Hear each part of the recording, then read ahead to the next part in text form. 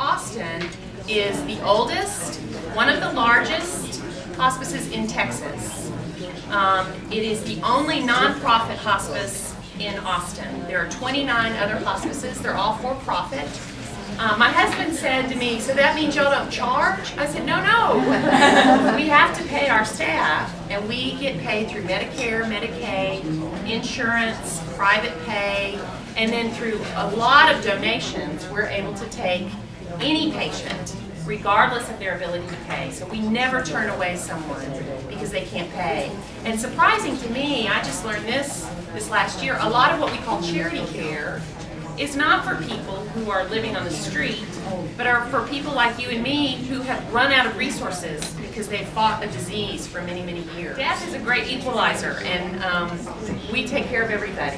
So as a volunteer, you would likely see all kinds of people, all kinds of shapes and sizes and diseases. I'm very happy that one of our recent volunteers, Sarah Sherwood, is here, and she's had a patient assigned to her since February. The typical hospice experience is you get an assignment and you see that patient as quickly as possible, because a lot of people put hospice off until the last minute and then die typically within 14 days. To be qualified for hospice care, you have to have a diagnosis of 6 months or less. And so we really hope and we try everything we can to get people to sign on sooner rather than later, because then we can provide a whole host of services. We love having massage volunteers, and we get requests almost daily.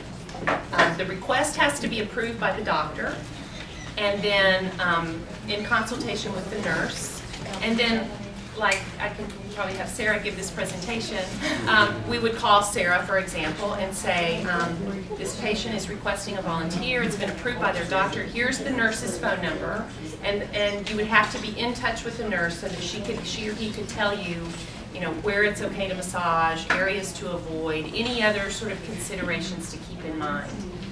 As a massage volunteer, you're not required to go through our training, but we highly recommend it. If all you want to do is do the massage, you will develop a quick and deep relationship with that person, simply because you're interacting with them in such an intimate, such a personal, and such a kind way. Sarah, what am I forgetting from your experience? Well, something that came up in talking with some of you folks is, for myself, when I volunteered for hospice and had my first patient, I was gung-ho to do everything that I learned in massage therapy. I've never done a table massage for a hospice client. They're often not able to do that. I've done them in beds, I've done them in wheelchairs. One person that I had, I was able to do a chair massage. And you're not able, they might not be able to turn over. Again, you have to adjust your thinking about a massage process or technique to what's going on with the individual, and really how much can you accomplish in the time that you have, given that they're in a wheelchair or in a bed, or not a whole lot of mobility, or very sensitive, painful, sore, those kinds of things. Yeah, it's just a different focus. My private practice, I'm helping people with injuries so that they can get out there and run their marathon or whatever. And with people in the last months of their life, I'm just bringing comfort and touch and helping ease that a little bit. It's totally different focus of work. I think one of the main things that we're about at Hospice Austin is pain control. And we talk about physical pain. There's also emotional pain, spiritual pain, social pain. I mean, you think of all the losses people experience as their life draws to a close. You stop being able to go out.